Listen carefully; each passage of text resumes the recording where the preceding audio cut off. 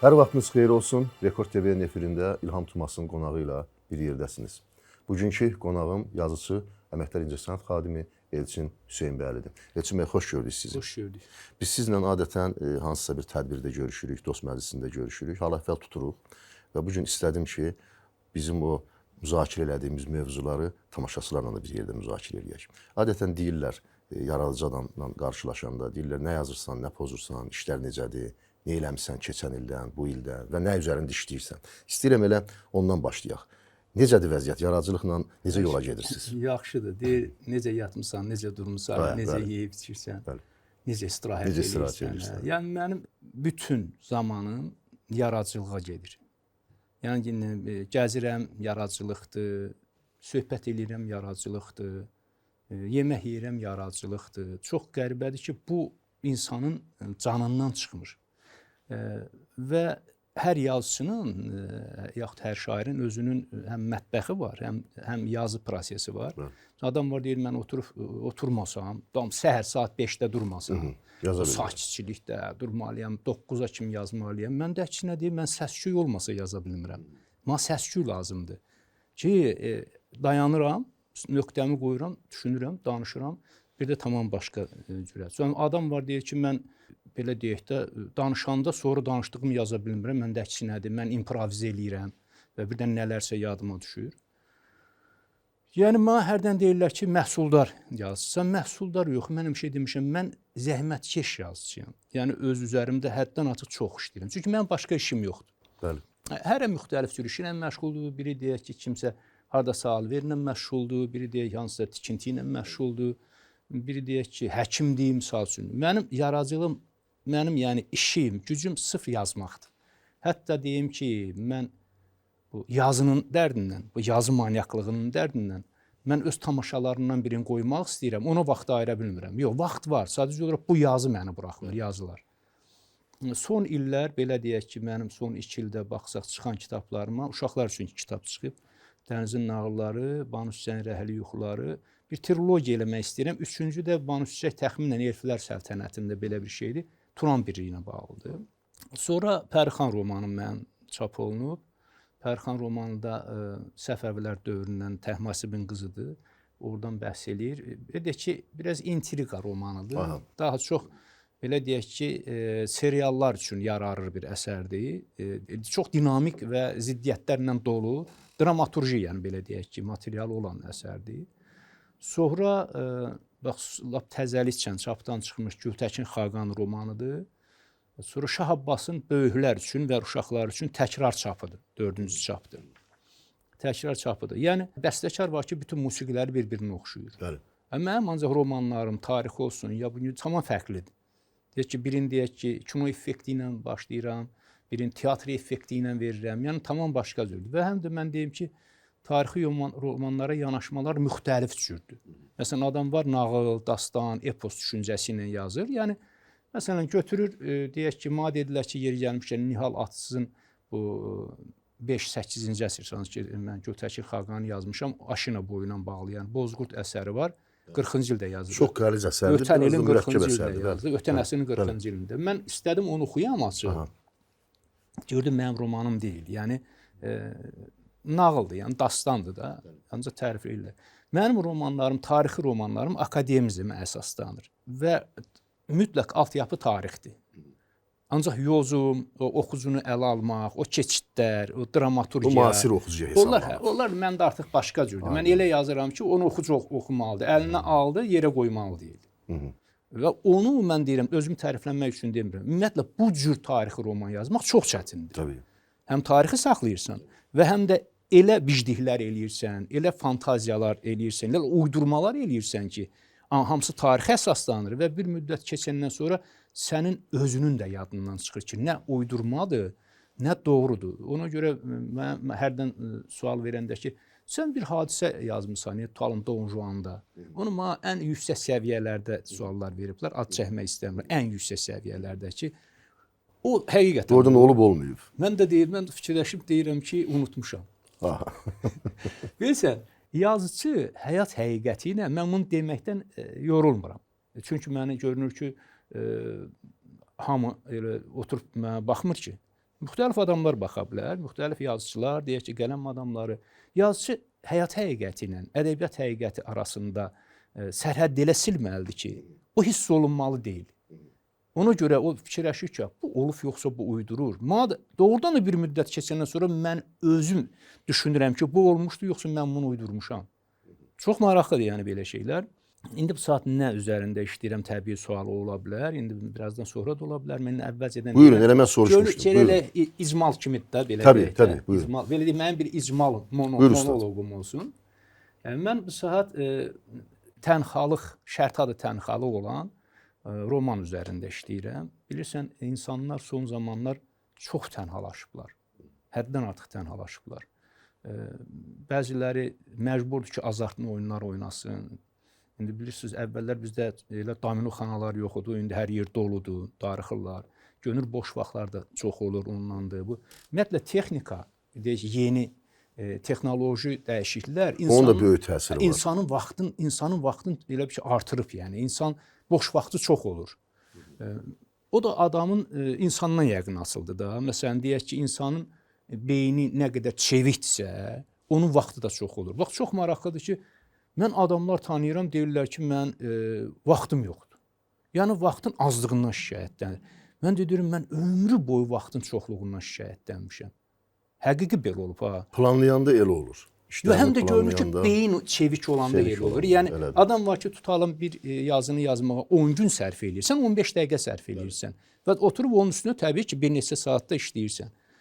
Və bunu qoyum ona gedim ki, bu yaxınlarda mənim Qarabağla bağlı bir hekayəm çıxdı, 525-də çıxdı. O, Ədəbiyyat qəzetində də deyəsən çıxmalıydı, Naməlum adında hekayədir. Və bəzən deyəndə ki, az yazılır, elə deyil. Yəni, Qarabağ haqqında çox yazılır. İndi ola bilsin ki, deyirəm, kimlərsə təəccübləndirəcək böyük əsərlər, romanlar yoxdur. Amma həm musiqidə, həm teatrda, həm kinoda, həm ədəbiyyatda, yəni poeziyada dəxli yoxdur da, ədəbiyyatda əsərlər yaranır. Və o sadəcə olaraq bu oxucular üçün əlçatan deyil. 300-500 tiraj kitabla, yaxud da ki, 1000 tiraj qəzetlə, 500 tiraj jurnalla oxucu, yəni o kütləvilik olmayacaq da. Prost sadəcə məni təəccübləndirən bəzən bilən adamların kitab oxumamağı, yəni onu bilməməkləridir. Ona görə deyirlər ki, niyə yaranmır? Və qayıdaq, mən Gültəkin Xaqan romanından danışmaq istəyirəm. Üzr istəyirəm, ona biz gələcəyik Elçin bəy. Gültəkin Xaqanla bağlı mən xüsusi bir sizdən bəzi suallarım olacaq. Bayaqları üstündən keçdik, çaparaq bir mövzuya toxundunuz ki, mənim vaxtım yoxdur ki, onu bir teatr səhnəsinə qoyum, bir əsərim var, onu teatr səhnələşdirmək istəyirəm. Və seriallardan danışdınız. Dediniz ki, mənim hansı roman? Pərxan romanı çox gözəl serial mövzusudur. Banu Süslən Rəhli yuxuları da uşaqlar üçün film nəzərdə tutulur. Bəli, baxın ustad, mən nəyi sizdən soruşmaq istəyirəm? Deyə bilərsiniz ki, mənim işim deyil. Amma həm də sizin və mənim işimdir. Seriallardan hamı şikayətçidir. Azərbaycan televiziyalarına gedən seriallardan. Mən gördüyüm qədərlə 90% şikayətçidir. Ya kimsə özünü ağıllı göstərmək istəyir, şikayət eləyir, ya da sadəcə olaraq hesab edir ki, o sabun operalar kimi bir şeydir yəni. Baxın, Azərbaycan ədəbiyyatında deyək ki, mənim fikrimcə neçə illərdir mən bunu deyirəm. Üç atılan bir romanı var, İlyas Əfəndiyevin. O çox gözəl bir serial mövzusudur, kino mövzusudur, film mövzusudur. Kinematografiya çox gözəl oturur. Həm kənd həyatı var, həm şəhər həyatı var, həm mədəniyyətlərin toqquşması var, həm qaçaqlıq var, həm qəhrəmanlıq var, filan var, bəhmən var. Baxın, nəyə görə Azərbaycan kinematografiyasında, bax sizin o Pərxan romanını götürüb serial eləyə bilmirik və eləmirik. Niyə görə deyək ki, Üç atılan deyək ki, indi klassik birində romanımız, onu eləmirik. Niyə görə bizdə seriallarda tarixə müraciət eləmək məsələsi yoxdur? Tamaşaçı qıtlığı olacaq, yoxsa serial özünü doğrultmayacaq? Yəni, vacibdir belə məişət qırğını olsun, qaynana, qaynata, gəlin, biri getsin xəyanət eləsin falan. Bir neçə məsələ var. Müalicə əsasən birincisi konsepsiyanın olmamasıdır. Ümumiyyətlə, yəni konsepsiyanın, kinonun daxilində belə, mədəniyyətin daxilində kinodur, teatrdır. Görünür ümumi konsepsiyanı ki, biz nə istəyirik, ümumiyyətlə hansı hədəflərə çatmaq istəyirik. Yəni bu baxımdan fundamental düşüncə çatışmır. Məsələn, tarixdə baş verən hadisələr, insanların, dünyanın, rənglərin eyni cürə, yəni müxtəlif olsa da, yəni ki, hamısının bütöv qavraması yoxdur, yəni çatışmır. Ona görə də təbii ki, bizim seriallar belə deyək də, həm demək ki, şeylər olacaq, yəni deyən kimi, yəni ki, hə, məsələn kim nəsə oğurladı, nə bilim o qız belə dedi, bu o arvadına xəyanət elədi, bu uşağı belə elədi. Bəli. Bəzən cəmiyyətə olmayan şeyləri sırayırlar. Onu artıq elə ki, tipoloji şeyləri də hansısa belə deyək ki, tipik xarakterli olmayan şeyləri belə deyək də götürürlər cəmiyyətə sırayırlar ki, bax sən busan. Bəli. O çox təhlükəli bir şeydir. Maliyyə məsələsi də var. Mən tam razıyam ki, yaxşı film çəkmək üçün, tarixi film çəkmək üçün maliyyə lazımdır. Ona görə də maliyyə çatışmazlığı üzündən də bunlar qaçırlar deyək ki, məsələn deyək ki, kamerun səhnələrə üstünlük verilir. Məsələn, batal səhnələrdə nə qədər pul lazımdır, onu eləyə bilmirlər. Bu da var. Və yenə də deyirəm, heç kimdə mən qınamaq istəmirəm. Baxın, son illər mənim tamaşalarım demək olar qoyulmayıb. Məsələn, deyək ki, Dərbənd teatrı dəfə tamaşanın imperatoru qoydu. Sonra mən göndərmişəm, teatrların demək hamısının əsərlərimi göndərmişəm və mən onu həmişə deyirəm ki, mən klassikanı sevmirəm, yəni. Bilsən, yəni, o mənada yox ki, mən onlara nifrət eləyirəm. Plus klassika mənim üslubum deyil. Aydın. Məsələn, mən modern düşüncə ilə hekayələrimi də yazıram, məqalələrimi də yazıram, romanlarımı da, pyeslərimi də. Maraqlıdır ki, rəhmətli Hüseyn Atakişi mənim 7 tamaşamı qoydu da Gənclər Teatrında. Düzdür, Vaqif İbrahimoğlu ilə söhbətimiz rəhmətli ilə alınmadı. O başqa cür düşünürdü, mən başqa cür. Mən razı olmadım onun dediklərinə. Sonra yəni müxtəlif rejissorlar mənim əsərlərimi təkrarən qoyublar. Elə əsərim var, 4-5 dəfə oynanıb. Türkiyədə də çoxlu oynanıb neylə. Amma indi bu rejissorların bir dəfə dedim, mütaliəsimiz zəifdir. Bunlar modern düşüncədən uzaqdılar deyil. Mən baxıram ki, klassikaya meyl eləyirlər. Görünür ki, klassikanın ənənəsi var, tamaşalara baxırlar, onlar onu improvizə eləyib qoymaq istəyirlər. Amma heç vaxt çox vaxt uğurlu alınmır o. Hətta hansısa ancaq bir əsəri, müəllifin, dramaturqun bir dənə əsərini özü yəni qoymaq, özü düşünmək görünür istəmir. Mən yenə də deyirəm, mən kimsə qınamaq istəmirəm. Ancaq mən elə düşünürəm ki, yenə deyirəm, bu mütaliə azlığı, bu dünya görüşünün darlığı və zəifliyidir. Yəni, ötən ilin 60-cı illərindən bəri teatr dəyişib və dəyişə-dəyişə də gedir. Bizdə paradoksal bilirsən nə? Biz geri qayıdırıq. Biz təzədən Cəlil Mətquzadəyə qayıdırıq, Haqverdiyevə qayıdırıq, düz eləyirik. Bizim böyük dramaturqlarımız da Axundova qayıdırıq. Amma iş burasıdır ki, dünya Şekspiri də qoyur, Esxili də qoyur, elə. Amma bununla paralel... Ancaq bununla paralel üstünlük modern dramaturgiya verilir. Mən deyirəm ki, əgər bir adam dram əsəri yaza bilirsə, rejissor ondan işləməlidir. Qoy zəif yazsın. Ancaq yaxşı rejissor nə deyir? Deyir ki, dostum, bilsən nə var? Bax, bu buradadır, bu çalışmır. Bunu biraz başqa cür eləmək lazımdır da. Bildin, yəni işləmək. Aydındır. Sən Hüseyn ağa müəllim neçə sifariş verdi. Və hamısından da razı qaldı. Elə bir əsərim olmadı ki, narazı qalsın. Məsələn, Madad Akutagavadan eləmək istəyirsən, mən 2 nəfər üçün oyun elədim.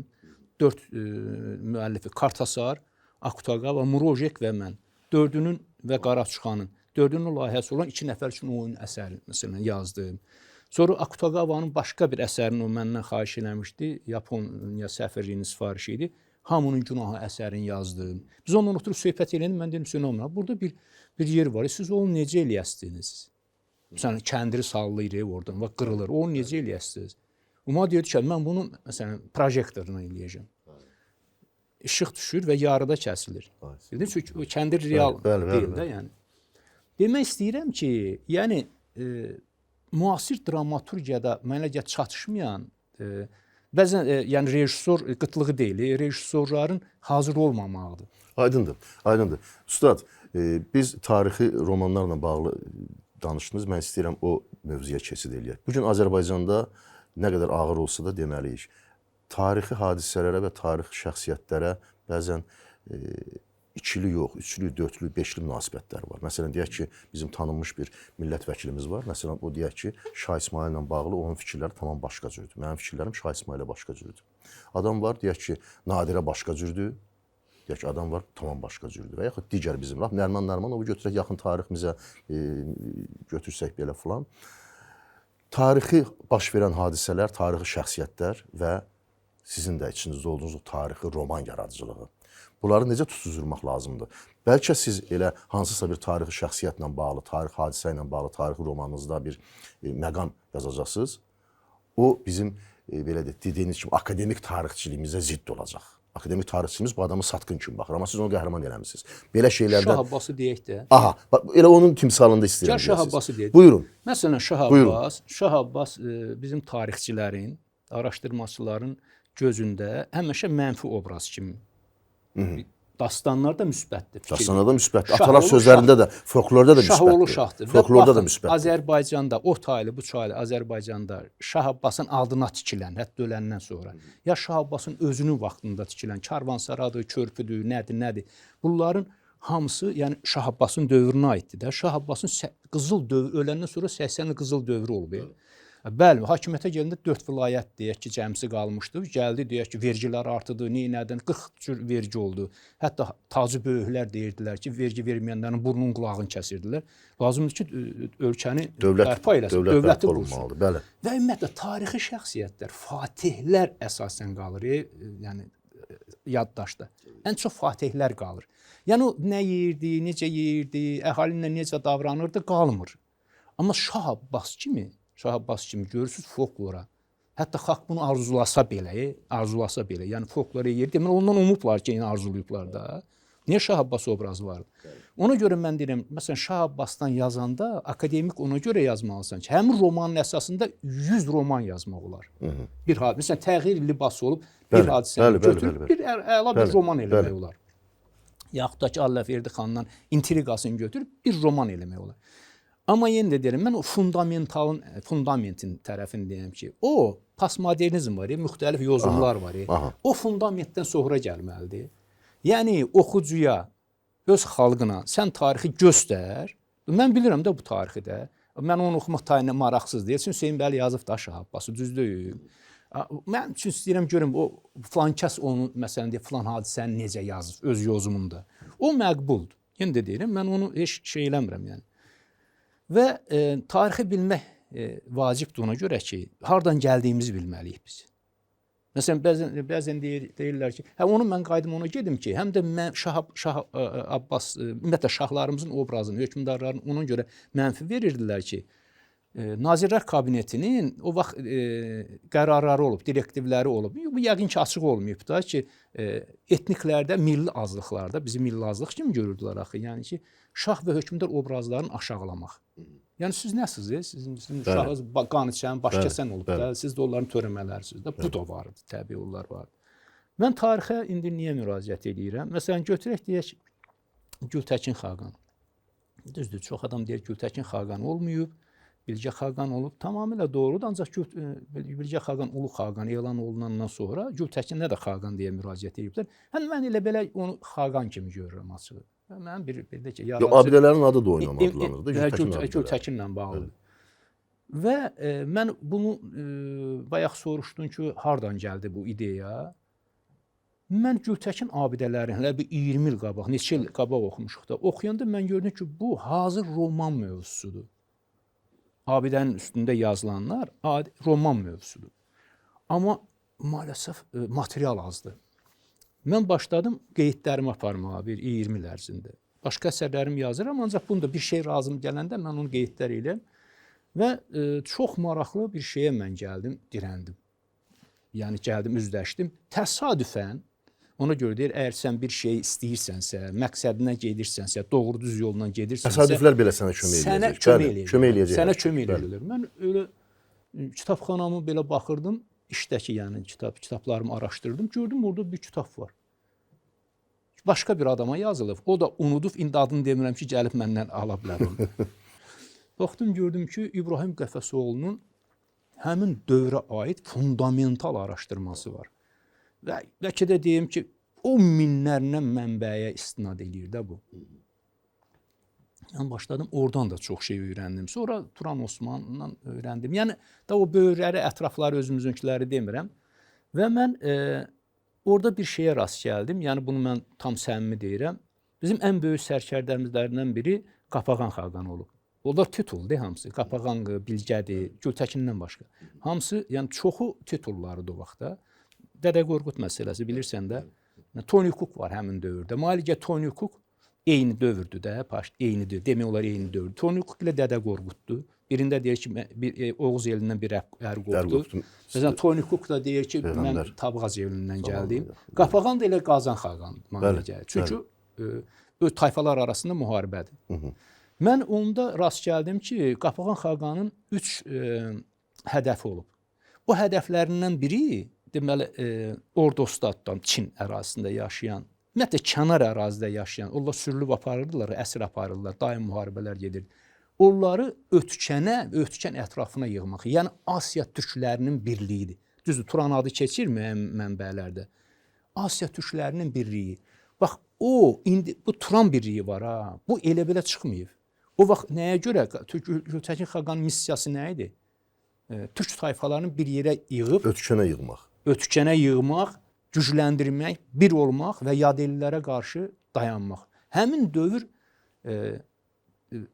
bax indi bu saat millətlər var ya bizim ərazidə, areallarda yaşayan, Rus, nə bilim, Gürcü, Erməni, başqa heç birinin adı yoxdur. Orada rast gəlinir Hitaylar, Çinlilər yəni, bəzi yerdə Manzurlar, Basmillər və daha tabğaclar orada türkləri olub, ancaq daha çox Monqolların ərazisindədir. Ancaq hamısı qarlıqlardır. Biz tərəfdən yəni olan qarlıqlardır. Göytürklərə yəni daxil olanları deyirəm. Həddən artıq yəni çoxlu bu Xəzər arealı yoxdur. Özbəklər soğdular, Targüşlər, Qazaxlar da. Yəni təxmin eləyirsən ki, onlardır da. Qarlıqlar məsələn indi qarlıq ərazi deməkdir. Türkmənlərin görünür dağ tərəfi.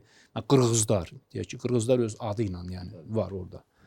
Və bunları hamısını bir yerə yığmaqdır. Və bilirsən neçə milyon kvadrat kilometr, 13 milyon kvadrat kilometr ərazisi olub Göytürklərin. Düzdür, Göytürklər sonra şərq və qərb belə deyək ki, bölündülər. Ancaq mən Göytürkləri bütöv görürəm, bütöv götürdüm və Gültəkin xaqanında indiki Turan birliyi yoxdur. Deyək ki, sintetik romandır. İdeoloji sintetik romandır. İdeoloji tarixi sintetik roman, belə deyək də. Və mən onu bugündən bağladım.